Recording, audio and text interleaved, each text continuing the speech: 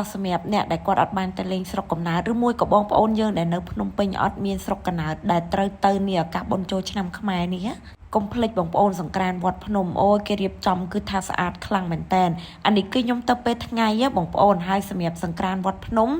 គឺគេលេងរហូតដល់5ថ្ងៃអញ្ចឹងបងប្អូនឬមួយក៏អូនណាដែលគាត់អត់បានទៅខេត្តទៅអីកុំភ្លេចចូលរួមទាំងអស់គ្នានៅសង្ក្រាន្តវត្តភ្នំគឺគេតុបតែងស្អាតខ្លាំងមែនតែនសម្រាប់ការចាប់ផ្ដើមលេងសង្ក្រាន្តហ្នឹងគឺគេចាប់ផ្ដើមតាំងពីថ្ងៃទី13ទៅអញ្ចឹងបងប្អូន13 14 15 16 17បានគេឈប់កុំភ្លេចសង្ក្រាន្តវត្តភ្នំត្រៀមម្សៅត្រៀមអីទៅគឺថាសប្បាយខ្លាំងណាស់បងប្អូនហើយអានេះខ្ញុំទៅពេលថ្ងៃផងគឺថាស្អាតប៉ុណ្្នឹងហើយចុះតម្រុំយើងទៅលេងពេលដែលគេរៀបចំហើយឬមួយក៏យើងទៅពេលយប់ទៀតគឺថារឹតតែស្អាតរឹតតែលយខ្លាំងមែនតែនហើយពេលដែលខ្ញុំទៅហ្នឹងគឺគេកំពុងតែរៀបចំបងប្អូនគេរៀបចំអត់ទាន់ហើយគឺនៅច្រើនទៀតសម្រាប់អ្នកនៅភ្នំពេញមិនបាច់ភ័យខ្លាចថាអូយអត់ដឹងទៅណាទេមកលេងនឹងមកហើយអ្នកដែលគាត់អត់ចង់ដើរលេងមកលក់ទឹកលក់អីក៏បានដែរលក់តែទឹកទៅ5ថ្ងៃហ្នឹងគឺកើបលុយយកតែម្ដង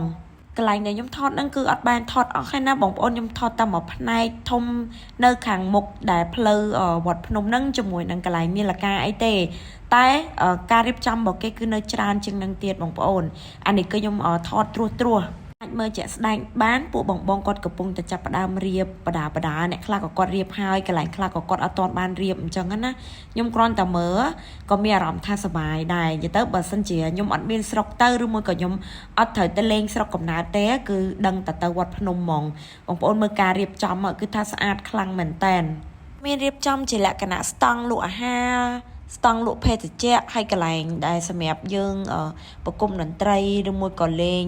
ប៉ាត់ម្សៅលេងបាញ់ទឹកអីហ្នឹងណាបងប្អូននិយាយទៅអានេះខ្ញុំថតពីខាងលើមកអញ្ចឹងបងប្អូនដូចខ្ញុំបញ្ជាក់អញ្ចឹងថាបើសិនជាយើងអត់មានស្រុកសម្រាប់ទៅទេកុំភ្លេចទៅវត្តភ្នំធានាហ្មងមកសប្បាយ